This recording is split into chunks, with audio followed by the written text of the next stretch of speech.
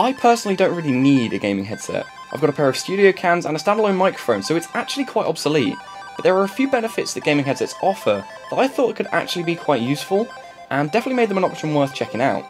Now I, like a lot of people, don't have all of the money in the world to shell out on a super high-end headset, so off I went on a mission to find the best value gaming headset that I could. For me, the features that put a headset over a good set of studio cans are the convenience of a built-in microphone and the inclusion of virtual 7.1 surround sound, both of which got me really curious as to how useful they could actually be.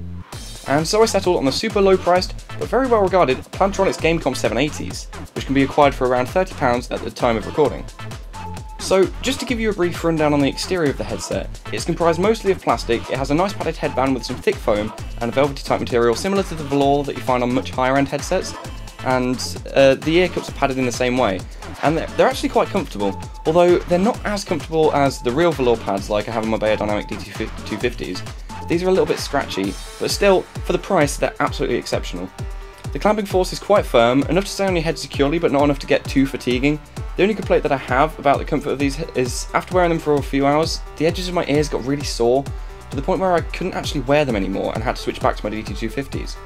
Although my girlfriend recently used these for quite a while during some live streams, and she didn't seem to encounter the same problems as I did. So I think that's just down to my big Dumbo ears rubbing against the material that covers the driver, but I'm not 100% sure. Apart from that, they are surprisingly comfortable. The ear cups are just up and down on aluminium rails, as well as swivel, which allows them to be packed flatter for portability and also make wearing them around your neck when they're not in use really comfortable. The overall build quality is alright. The ear cups have some rattles and the whole headset is a bit plasticky, but I suppose compromises had to be made somewhere to bring the price so low, and I'd rather they compromise here than on the internal components. It comes with about 2 meters or 6.5 feet of cable which goes into the left ear cup alongside the volume dial mute button, as well as the button to toggle the Dolby 7.1 surround sound on or off.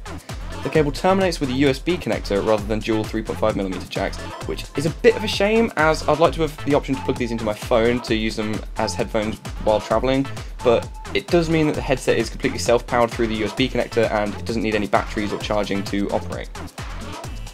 Now, the surround sound was the main reason that I bought this headset, as I wanted to try the virtual Dolby surround sound and compare it to regular stereo to see how it actually sounded, and see if it was better for sound whoring and listening out for enemy footsteps in-game. After having a play about, I concluded that the whole Dolby surround sound thing is just a massive gimmick. Virtual surround sound is just supposed to create an atmosphere that's better represents what's on screen and where you can hear where all of the different sounds are coming from. But all it seemed to do was add a slight echo and everything sounded a bit more muffled, and I personally absolutely hate it compared to just regular stereo audio on good headphones. The overall sound quality for this headset, however, is impressive to say the least. The bass is nice and punchy, but not overwhelmingly strong. The mids and highs were tight, and the highs especially clear. This means that for gaming use, explosions and gunfire sound great, while footsteps are nice and crisp and nice and easy to pick out from the other sounds. For music use, however, the percussion and vocals are nice to listen to, but that's about it. So for any audiophiles of you out there, bear in mind you can do much better with a good pair of studio cans. The built-in microphone is also very impressive. I'll switch over to it now so that you can hear the difference.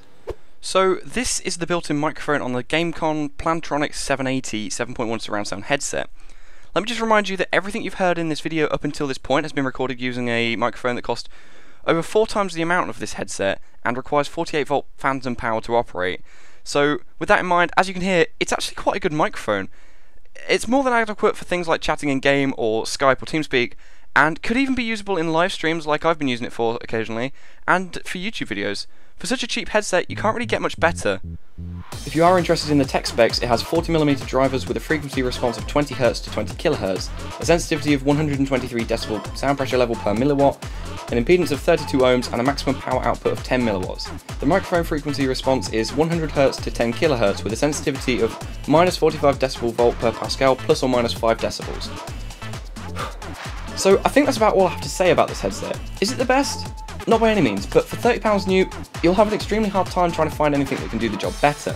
I hope that this video has given you some insight. If you have enjoyed it, please don't forget to leave a like, and if you have any more questions, leave them in a comment down below and I'll try to answer them as best as I can. But that's all from me, thanks for watching everybody, and I will see you in the next video.